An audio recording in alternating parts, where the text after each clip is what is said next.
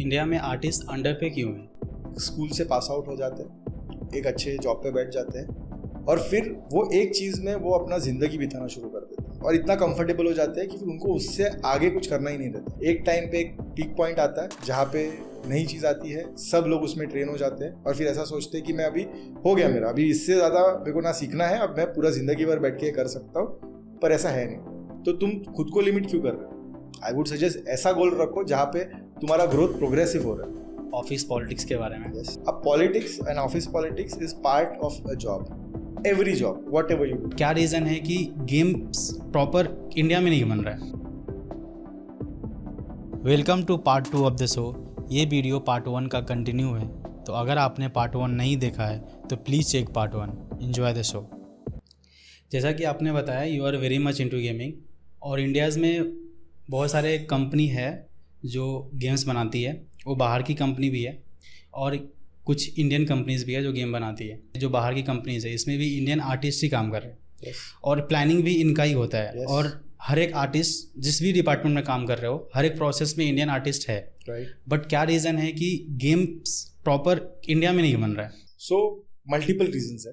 Okay, सबसे पहला important reason ये है कि अगर इसी चीज़ को, यही सेम टॉपिक को अगर तुम VFX या मूवीज़ के साथ कंपेयर करोगे तो मूवीज़ का ऑलरेडी इंडिया में एक मार्केट सेट है। ओके, सबको पता है कि मैं अगर एक मूवी में इन्वेस्ट करता हूँ तो मेरे रिटर्न्स फॉर श्योर है। ओके, गेम्स में अभी तक वो आया नहीं है। ओके, इंडिया में गेम्स बनना, अभी एक रिसेंटली एक गेम इंडिया में बनी। ओके, और वो बहुत चली इंडस्ट्री में, बहुत लोगों ने अप्रिशिएट किया, इंटरनेशनल क्राउड ने अप्रिशिएट किया। और उसी चीज़ की राजी करके एक गेम थी, तो बहुत अप्रिशिएशन मिला उसको। तब जाके फर्स्ट टाइम इंडिया में मालूम पड़ा कि अरे यार, यहाँ पे भी गेम्स बन सकते हैं। अभी तक जो मैन पावर यहाँ पे है, that man power is focused on one part of the story. पूरा गेम बनाने पे फोकस नहीं है कि एक आउटसोर्स वर्क आता है, वो लिमिटेड एसेट रहता है, वो लिमिटेड UI UX रहता है। सो बहुत कम लोग हैं इंडिया में जिनको पता है कि ये गेम बनती कैसी है। तो इसके लिए अभी एक तो मैन पावर, दूसरा main reason is the investment, कि एक गेम बनाने के लिए एक मूवी जितना इन्वेस्टमेंट लगता है, तो इन्वेस्टमेंट करेगा कौन? और अगर इन्वेस्टमेंट किया तो गारंटी है क्या ये पूरा गेम इंडिया में बना पाएगा कोई? तो ये दो मेन एस्पेक्ट्स है जो मेरे को लगते हैं कि इसकी वजह से इंडिया में गेम्स नहीं बन रहे। बट ये धीरे धीरे करके चेंज हो रहा है, लोगों को थोड़ा ट्रस्ट बैठ रहा है। बहुत सारे गेम्स हम लोग देख रहे हैं कि इंडिया में अभी बहुत सारे कॉन्सेप्ट्स फ्लोट होना शुरू हो गए। आने वाले 1-2 साल में बहुत सारे गेम्स इंडिया में से भी बाहर निकलना शुरू करेंगे। इंडिया में आर्टिस्ट अंडर पे क्यों है? यहाँ पे अगर हम VFX की बात करें, इस फील्ड की बात करें, तो इसमें वर्कलोड ज़्यादा है और जब डेडलाइन है तो इसमें वर्कलोड बहुत ज़्यादा हो जाता है, फिर भी आर्टिस्ट यहाँ पे अंडर पे है। ये सिर्फ VFX इंडस्ट्री का प्रॉब्लम नहीं है, ये एज इन हमारे पूरे सिस्टम का प्रॉब्लम है। मतलब हम VFX से है या हम एनिमेशन और गेम से है, तो हमको लग रहा है कि यही इंडस्ट्री में ऐसा होता है, बट ऐसा नहीं है। आप इसी फील्ड को या कोई दूसरी फील्ड को भी उठा के देखोगे तो वहीं पे भी वही सिनारियो है। ओके, सबसे important part about underpaid is because इस इंडस्ट्री में 2 मेजर एस्पेक्ट्स है। एक है कि तुम एक tedious काम में हो या तुम कोई क्रिएटिव काम में हो। सो ये मैं बहुत लोगों को सजेस्ट भी करता हूँ कि बहुत लोग क्या हो जाते हैं ना, स्कूल से पास आउट हो जाते हैं, एक अच्छे जॉब पे बैठ जाते हैं और फिर वो एक चीज़ में वो अपना ज़िंदगी बिताना शुरू कर देते हैं और इतना कंफर्टेबल हो जाते हैं कि फिर उनको उससे आगे कुछ करना ही नहीं रहता।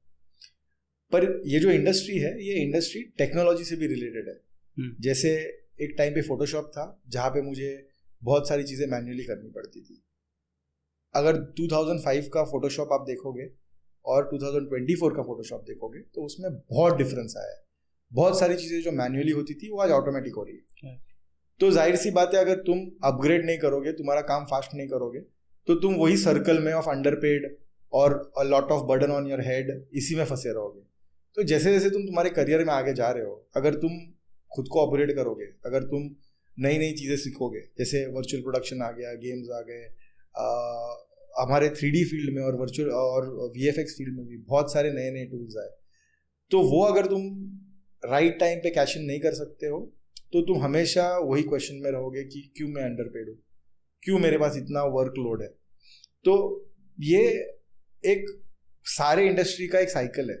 एक टाइम पे एक पीक पॉइंट आता है जहाँ पे नई चीज़ आती है, सब लोग उसमें ट्रेन हो जाते हैं और फिर ऐसा सोचते हैं कि मैं अभी हो गया मेरा, अभी इससे ज़्यादा मेरे को ना सीखना है, अब मैं पूरा ज़िंदगी भर बैठ के कर सकता हूँ।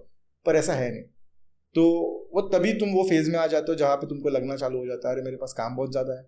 क्योंकि फिर स्टूडियो क्या करता है, जहाँ पे उसने 300 लोग हायर किए थे एक पर्टिकुलर जॉब करने के लिए, उसको पता चल रहा है 300 लोगों की ज़रूरत और इतना पे करने की ज़रूरत नहीं है, बिकॉज यही काम सस्ते में बाहर हो रहा है। तो फिर वो छोटी टीम कर देता है, अपनी टीम को प्रेशर करना शुरू कर देता है कि तुम ये करो, और अगर तुम बाहर भी जाते हो तो तुमको इतना पेमेंट नहीं मिलता है। सो तभी तुम वो फेज में आ जाते हो कि अरे यार मैं तो अंडरपेड हूँ और मेरे पे वर्कलोड भी बहुत ज़्यादा है। So that's what I feel about the industry, what it happens. But यहाँ पे आप देखो कि डेडलाइन बहुत ज़्यादा होती है, आर्टिस्ट को 10-10 घंटे 12-15 घंटे भी काम करने पड़ जाते हैं। एक शिफ्ट चल रही है आपकी 8 घंटे की शिफ्ट होती है, वो शिफ्ट कभी 15 घंटे की हो जाती है, कभी 18 घंटे की हो जाती है। ठीक है, आर्टिस्ट अपने वर्क लाइफ को पर्सनल लाइफ को बैलेंस नहीं कर पाते, राइट। और उस बीच में उनको नया कुछ सीखने का भी टाइम नहीं मिलता है। तो इस पे क्या कर सकते हैं? यस, सो जैसे तुमने फर्स्ट जो पूछा, I will go step by step about the system problem. Yes, क्योंकि जितने प्रोजेक्ट पे अभी तक मैंने काम किया हुआ है, या फिर I tell you there are 3-4 kinds of project जो एज अ स्टूडियो हमारे पास आते हैं। एक होते हैं जो प्रीमियम प्रोजेक्ट्स रहते हैं, जहाँ पे बहुत ज़्यादा पैसा रहता है, टाइम रहता है और उनको क्वालिटी से मतलब रहती है। ओके, अभी वैसे जब प्रोजेक्ट्स तुम्हारे पास आते हैं तभी हमारे जो सीनियर आर्टिस्ट रहते हैं, जिनको हम बहुत पैम्पर करते हैं, उनके पास टैलेंट होता है, हमको मालूम है कि अगर ये आर्टिस्ट नहीं रहेंगे हमारे साथ तो ये फिल्म डिलीवर नहीं होगी, तो वैसे हम लोग पहले वो फिल्म पे लगा देते हैं। फिर हमारे स्टूडियो में आता है दूसरा काइंड ऑफ वर्क जो इतना कोई हैपनिंग नहीं रहता है, वो वन ऑफ द प्रोजेक्ट रहता है। और ऐसे बहुत सारे प्रोजेक्ट चल रहे हैं मार्केट में, वैसे काइंड्स ऑफ प्रोजेक्ट जो रहते हैं वहाँ पे मेरा सेकेंड लाइन ऑफ टीम काम करती है। अब ये टीम का प्रॉब्लम ये रहता है कि इसमें ये प्रोजेक्ट्स हम लोग लेते ही इसके लिए है क्योंकि उनका बजट कम रहता है और उनका time budget is equal to time also. तो आइदर तुम टाइम ज़्यादा करोगे उस चीज़ को तो मेरा प्रोडक्शन का कॉस्ट बढ़ रहा है, तो मुझे स्टूडियो बोल देगा या मेरे को प्रोडक्शन हाउस बोल देगा कि यार तेरा बजट हाई जा रहा है, मैं तो नहीं कर सकता हूँ काम। तो बजट को कंस्ट्रेन करने के लिए हम हमारे आर्टिस्ट से और ज़्यादा काम कराते हैं, उसका वही ऑप्शन है। और एक काइंड ऑफ प्रोजेक्ट आता है जिसमें ना बजट होता है ना टाइम होता है, और उसमें 100% गारंटी रहता है कि इसमें तो पूरे स्टूडियो की हालत खराब होने वाली है, सब डे नाइट करने वाले। इस चीज़ को एक सिस्टमैटिक क्यों नहीं कर रहे? मतलब वो सिस्टमैटिक कभी हो ही नहीं पाएगा, बिकॉज मैं जैसे बताया वेरियस काइंड ऑफ प्रोजेक्ट्स है। तो ये I would say it goes on the artist कि तुम जितना जल्दी हो सकता है उतना जल्दी इस फेज में से बाहर निकलो। और वो फेज में से बाहर कब निकलोगे? जब तुम कोई स्पेसिफिक चीज़ बहुत अच्छे तरीके से करोगे, तुम्हारे पास एक टैलेंट है जो बाकी लोगों के पास नहीं है, और तुम ऐसे इंडस्ट्री में जाओ जहाँ पे इसका ज़रूरत है। सो मैं कोई कंपनीज का नाम तो नहीं ले सकता हूँ, but just for a suggestion, तुम एक छोटे कंपनी में काम कर रहे हो, तुमने एक रोटो आर्टिस्ट शुरू किया है, तो रोटो में अगर बैठे रहोगे तो 5, 6, 8 साल के बाद तुम्हारा सैलरी थोड़ा सा बढ़ेगा और वर्कलोड और ज़्यादा बढ़ेगा। बट अगर तुम रोटो के बाद तुम VFX में आते हो, तुम कंपोजिटिंग में आ जाते हो, कंपोजिटिंग के बाद तुम सपोज थोड़ा 3D भी डैबल करना चालू कर देते हो, तो तुम VFX सुपरविजन और ये सब में जा सकते हो, क्योंकि तुम जर्नलिस्ट की तरफ जा रहे हो। तो वो टाइम पे तुम्हारे दिमाग में कभी ऐसा क्वेश्चन नहीं आएगा कि अरे मेरे को इतना प्रेशराइज क्यों किया गया है। जिस स्टूडियो में तुम काम कर रहे हो वो स्टूडियो में से भी तुम बाहर निकलने का कोशिश करो। ऐसा नहीं है कि मेरा ये स्टूडियो है और ये जिंदगी भर मैं इसी स्टूडियो में बैठा रहूंगा। बहुत सारे स्टूडियोज है, छोटे से शुरू करो, बड़े बड़े स्टूडियोज में जाओ। जैसे तुम ग्रो करोगे तुम्हारा प्रेशर कम, तुमको एक बैलेंस लाइफ मिलना शुरू हो जाएगी, क्योंकि you are working on premium projects now. तो ये सिस्टम तो चेंज होने वाला नहीं है, चेंज तुमको खुद को करना पड़ेगा। तो इट इज लाइक दैट। तो मतलब तुम इस सिनेरियो से बाहर निकलो। yes. तुम एक कंपनी में जहाँ पे काम कर रहे हो वो तुम्हारे लिए नहीं है, तुम अपने आप को डेवलप करो, अपने आप का स्किल को डेवलप करो और ग्रो करके बड़े स्टूडियोज में और आप बाहर भी जा सकते हो। yes. और सबसे इम्पोर्टेंट पार्ट, अभी ग्लोबलाइजेशन इतना हो गया है कि इंडियन आर्टिस्ट को रिकग्निशन मिल रहा है, राइट। अगर तुम 10 साल का एक्सपीरियंस इंडिया में लेते हो और बाहर अप्लाई करते हो तो बाहर भी तुमको एंटरटेन किया जाता है। ये सारा जो एक्सपीरियंस है वो वहाँ पे काउंट होता है। तो तुम खुद को लिमिट क्यों कर रहे हो? आई वुड सजेस्ट ऐसा गोल रखो जहाँ पे तुम्हारा ग्रोथ प्रोग्रेसिव हो रहा है, तभी जाके तुम्हारे दिमाग में कभी ऐसा क्वेश्चन नहीं आएगा कि मैं अंडर पेड हो रहा हूँ या कुछ हो रहा हूँ। तो जैसे मैंने स्टार्टिंग में बताया था 2015 में मैं भी उसी डायलेमा में था, जहाँ पे मेरे को लग रहा था कि यार मैं तो कुछ सीख नहीं रहा हूँ, यही TDS जॉब कर रहा हूँ और इसमें मेरे पे प्रेशर भी डाला जा रहा है। तो वो टाइम पे मैं मेरे लोगों से बात करूंगा तो वो तो सुधरने वाले नहीं है। वो टाइम पे मैंने 1 साल का ब्रेक लेके कुछ नया सीखा, तब जाके मेरे दिमाग में और सारी चीज़ें आई, तब जाके ये सब इधर तक पहुंच पाया। So change your self rather going and thinking कि यार ये सिस्टम खराब है, मैं सिस्टम को चेंज करता हूँ, वो तो कभी चेंज होने वाला नहीं है। और किस रीज़न से चेंज हो, कुछ गलत तो नहीं है, जिसका जितना बजट है उतना बजट में वो लोग काम गलत करा है ना सर, आप किसी आर्टिस्ट से 15 घंटे 18 घंटे काम करा रहे हो, और ये लॉ के खिलाफ भी है। अगर आप लॉ में भी ऐसा है कि आप उतने घंटे तक आर्टिस्ट से काम नहीं करवा सकते, किसी पर्सन से काम नहीं करवा सकते। यस, तुम्हारे पास तो ऑप्शन है, तो आइदर तुम अपग्रेड करोगे तो तुम्हारे पास ऑप्शंस आएंगे, अगर तुम लोग नहीं अपग्रेड करोगे तो फिर तुमको सुनना पड़ेगा जो वो बोल रहे हैं। बट अभी के जो सिनेरियो है, अभी क्या है ना, आर्टिस्ट भी मजबूर है कि वो छोड़ के नहीं जा सकते, क्योंकि मार्केट अभी सिचुएशन मार्केट का सही नहीं है। यस, बाहर जॉब्स नहीं है। यस, तो अभी क्या हो रहा है कि जो भी स्टूडियोज बोल रहे हैं, जो भी कंपनीज बोल रही है, वो आर्टिस्ट चुपचाप सह के वो कर रहे हैं, क्योंकि वो अभी छोड़ के जाएंगे तो उनको घर पे बैठना पड़ेगा। यस, क्योंकि अभी मार्केट में जॉब नहीं है। यस। सो ये सिनेरियो बहुत टाइम तक रहने वाला नहीं है, बाय द वे। ओके, एक फेज आता है, हर एक इंडस्ट्री में ऐसा फेज आता है। बैंकिंग में रिसेशन आता है, VFX इंडस्ट्री में प्रोजेक्ट्स नहीं होते, तो ये फेजेस आते हैं। तो अभी के लिए जब तक तुमको लग रहा है कि यार ये मार्केट नहीं खुला है, तब तक जहाँ पे हो वहाँ पे रहो। जब तुमको दिखेगा मार्केट बढ़ रहा है आगे और अभी बहुत सारा रिक्वायरमेंट आ रहा है, तभी जंप लो। बट तुम अगर ये सोच के बैठोगे कि मैं इसी शेल में बैठा हूँ और इसी में मेरा सब कुछ होएगा, तो वो शेल से बाहर निकलो। मेरा सिर्फ बोलना हुआ है। अभी ये जो फेज आया है इंडस्ट्री में, ये फेज आया है बिकॉज बहुत सारी मूवीज अब भी शूट फ्लोर पे गई है, अभी शूटिंग शुरू करेंगे वो लोग, तो पोस्ट प्रोडक्शन के लिए टाइम है। और जब आएंगे तभी वो ही सेम बल्क पे आएंगे और फिर सब वापस वही डे नाइट सारे आर्टिस्ट का शुरू हो जाएगा, ओपनिंग सब जगह पे खुल जाएंगी। ये सिनारियो ये होते रहता है, हर एक इंडस्ट्री में होते रहता है, हमारे इंडस्ट्री में भी हो रहा है। सो रादर जस्ट थिंकिंग कि ये इंडस्ट्री में प्रॉब्लम है, ऐसा सोचो कि यार ये इंडस्ट्री में कोई प्रॉब्लम नहीं है, तुम तुम्हारे विजन पे फोकस करो तो आगे बढ़ोगे। एक और है जो ज़्यादातर हम लोग देखने को मिलते हैं यहाँ पे, ऑफिस पॉलिटिक्स के बारे में। yes.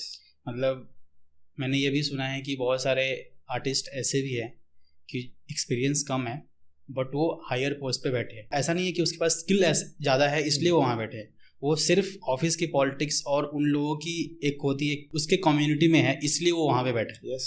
ये सब सारी चीज़ें, तो इसके बारे में क्या मतलब बोलेंगे? ये अपने सारे बॉडी से अगेन ये सिस्टम का ही प्रॉब्लम है। ओके, अभी ये सिस्टम का प्रॉब्लम होता भी क्यों है वो भी समझना इंपॉर्टेंट है।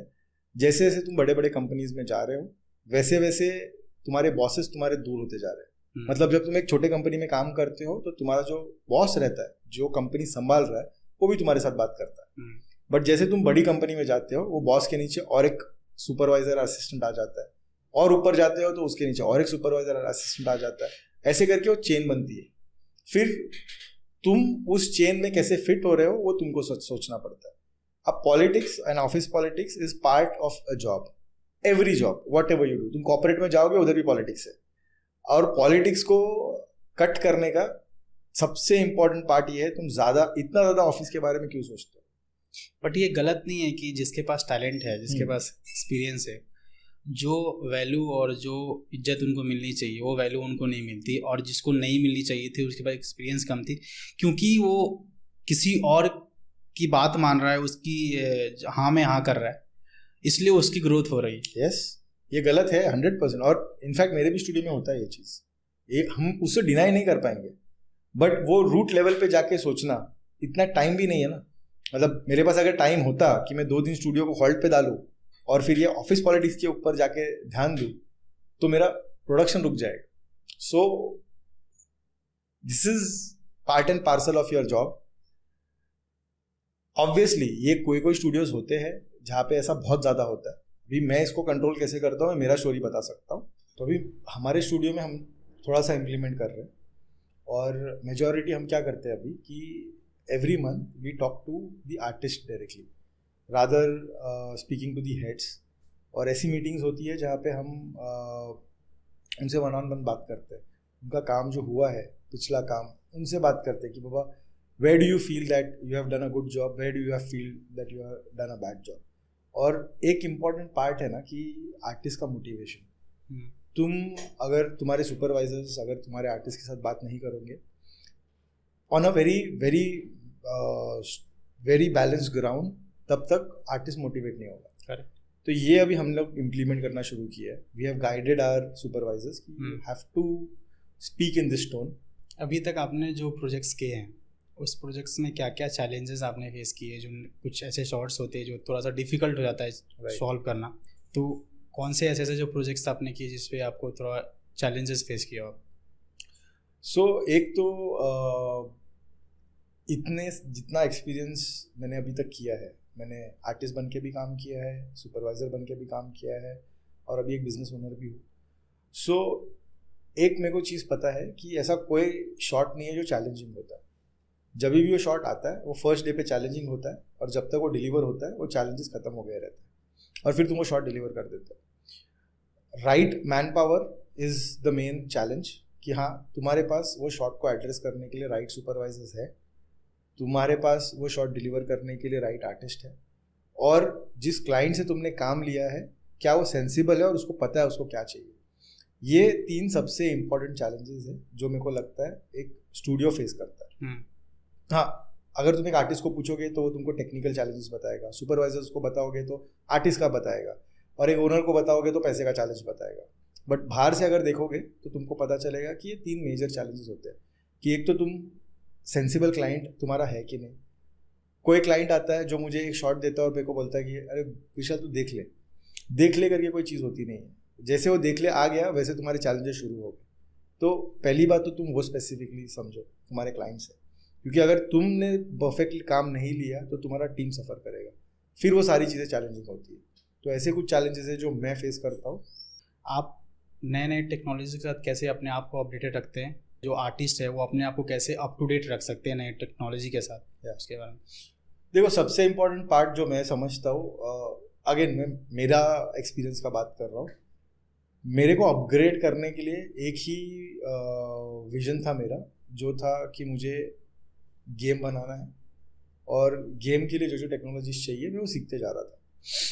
अगर वैसा बड़ा विजन रखोगे तो तुम खुद सीखोगे, फिर तुमको कोई बताने के लिए नहीं चाहिए, कोई राह नहीं चाहिए, कोई स्कूल नहीं चाहिए। आज के ज़माने में एक अच्छा है कि इंटरनेट फैला हुआ है, तुमको कोई भी चीज़ का नॉलेज चाहिए इंटरनेट पे अवेलेबल है, तुमको कोई ट्यूटोरियल चाहिए इंटरनेट पे है। बट उसमें से तुमको क्या चाहिए ये तुमको डिसाइड करेगा तुम्हारा गोल। तो अगर तुम एक ऐसा गोल रखते हो जो तुम्हारा 10 साल आने वाला प्रेडिक्ट कर सकता है, तो वो गोल के पीछे भागना is what will make you learn, nothing else. Okay. और स्पेसिफिक टूल्स और software that your studio rely on और जो आपके स्टूडियो ज़्यादा फॉलोअप करते हैं? तो अभी एक चीज़ जो मैंने देखा हुआ है कि सॉफ्टवेयर का कॉस्ट और हार्डवेयर का कॉस्ट और एम्प्लॉय का कॉस्ट, ये अगर परफेक्ट बैलेंस वे में नहीं है तो तुम्हारा स्टूडियो का फंक्शनिंग बिगड़ जाएगा। जो हिसाब से सॉफ्टवेयर के रेट्स हैं, अगर मैं वो सारे रेट्स देके मैं सॉफ्टवेयर खरीद के मेरा एक दिन भी अगर खाली जा रहा है तो वो मेरे पे प्रेशर है। तो अभी हम लोगों ने एक ट्रेंड शुरू किया है ओपन सोर्स। तो जितने ओपन सोर्स टूल्स है उसमें हम हमारा मैन पावर ट्रेन कर रहे हैं। सो ब्लेंडर हो गया, अनरियल इंजन हो गया, यूनिटी हो गया, गिम्प हो गया, ऐसे हम लोग टूल्स ज़्यादा प्रेफर करना शुरू किए, सो दैट एटलीस्ट जो मेजर सॉफ्टवेयर कॉस्ट है वो कंट्रोल में, कॉस्ट कटिंग कम कर। यस। और जो हिसाब से, और ये ओपन सोर्स टूल्स का एक और ब्यूटीफुल पार्ट है, ये ओपन सोर्स है तो इसके डेवलपमेंट बहुत फास्ट हो जाता है।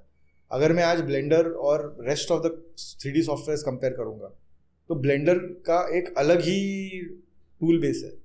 अगर वो किसी स्टूडियो के पास है तो एक तो तुम्हारा कॉस्ट कम है, उसके ऊपर से चीज़ें भी फास्टर हो रही है और सोल्यूशंस भी अवेलेबल है। जाकि जब तुम ट्रेडिशनल सॉफ्टवेयर पे बैठे हो, भले कोई काम के टूल्स है नहीं बट फिर भी तुम उसका पैसा भर रहे हो, तो वो बैलेंस करना इंपॉर्टेंट है। सो हमारा जो स्टूडियो है मेजरली अभी ओपन सोर्स की तरफ बढ़ रहा है आगे आगे कर। लास्टली हमारे ऑडियंस के लिए कुछ, और जो नए एस्पायरिंग स्टूडेंट्स है और जो आर्टिस्ट भी है, उसके लिए कुछ एडवाइस आपके तरफ से?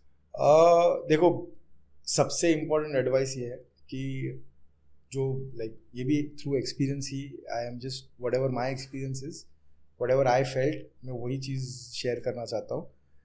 सबसे पहले जब तुम शुरू करते हो, इंडस्ट्री में आते हो, सबसे पहले जब तुम सोचते हो कि मेरे को animation, visual effects, gaming career में आना है, तो सबसे इम्पोर्टेंट है एक तो थरो नॉलेज लो उसका।